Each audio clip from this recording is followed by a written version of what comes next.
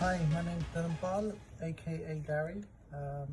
I'm married with 5 children. I've been attending the Lighthouse Church now for 23 years. That's how long I've been a Christian. I am from a Sikh background. How I became a Christian is a very supernatural story. When I was younger, I used to go to Christian youth clubs after school. As a child, I wasn't very happy in myself. It was a case of knowing, what is right, doing what is right. Going to the temple, I would ask questions to the gyanis there, and they would say, "Go and ask your dad." Vice versa, I would say to my dad, and they would say, "Go and ask the gyanis." They never had the answers to the questions I had. So I started going to youth clubs.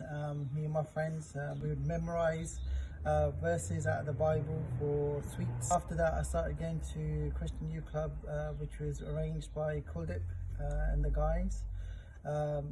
But as I got older, obviously wasn't allowed to go to youth clubs anymore, so I wasn't able to release my frustration, give the guests a bit of a hard time with my questions.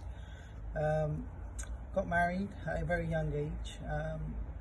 And had bought my house, and I remember going around my dad's house and thinking, who's this chap that sits in the corner? My dad invites him in. Obviously his name's Clive Thorne.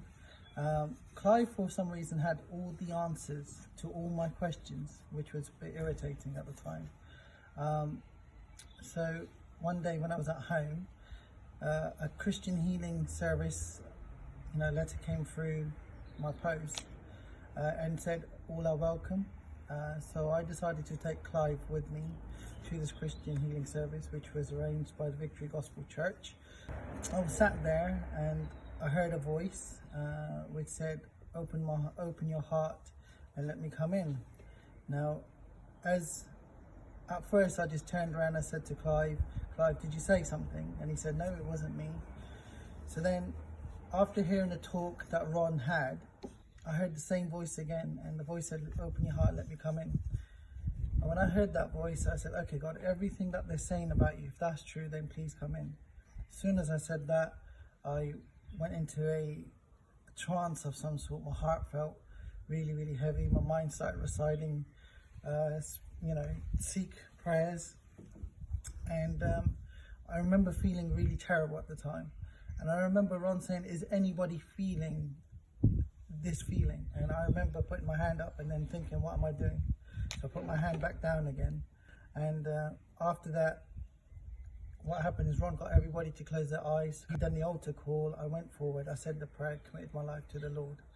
And I went home. I said to my parents, "Dad, look, they've given me a Bible. I've turned into a Christian." And my dad just said, "You've been brainwashed." So obviously I thought, yeah, I'm a Sikh, I'm going to remain a Sikh. But in that week, things just went wrong. My boiler wasn't working, my windows got smashed. My kids were feeling ill.